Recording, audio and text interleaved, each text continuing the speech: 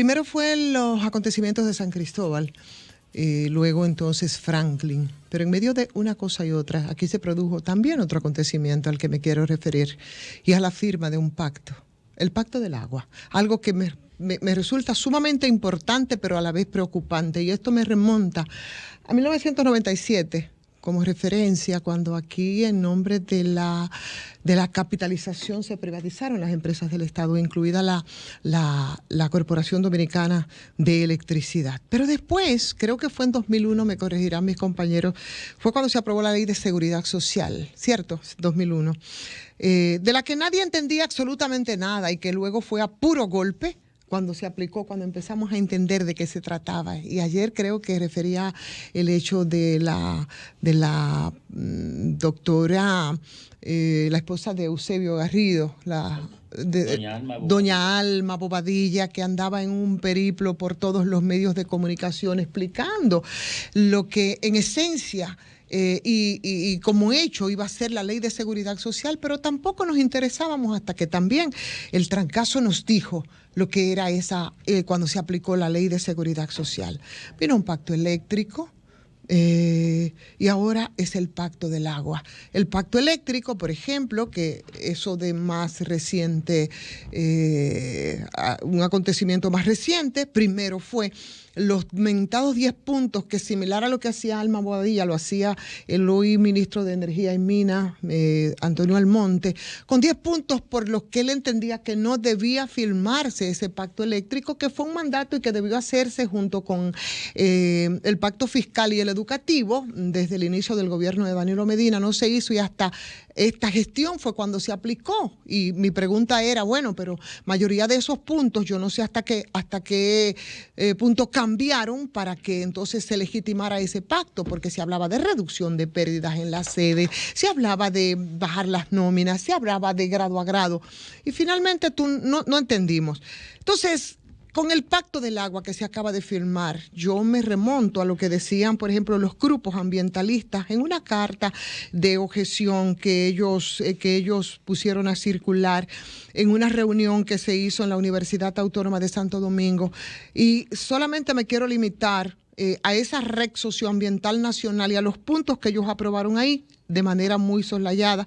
Hablaban de la falta de transparencia en la inversión que se requería para este tema del Pacto del Agua, desde el Gabinete de Agua y lo que se les habían presentado como datos de inversión. Hablaban de las ambigüedades gubernamentales con tendencia a la privatización. Desde junio, y referían al 2020 y desde el gobierno anterior, bueno, pues decían que se habían realizado muchos sucesivos aprestos gubernativos para que se aprobara una ley de agua, y en todas las propuestas que se habían presentado figuraba el tema de la privatización de ese recurso hídrico.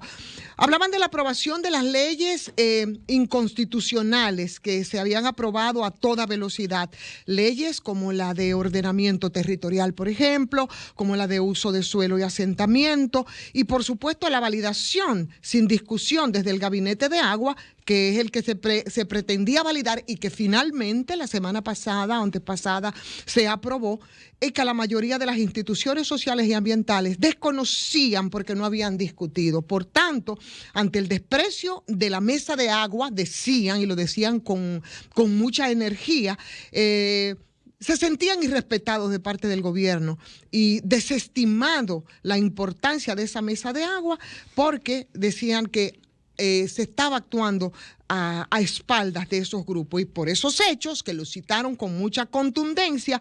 Entonces la pregunta obligada era, ¿para qué firmar el Pacto del Agua? Y después de realizado este acontecimiento, yo soy la que tiene entonces algunas preguntas, no solamente al gobierno, solo preguntas porque quizás yo estoy errada y todo esté bastante claro.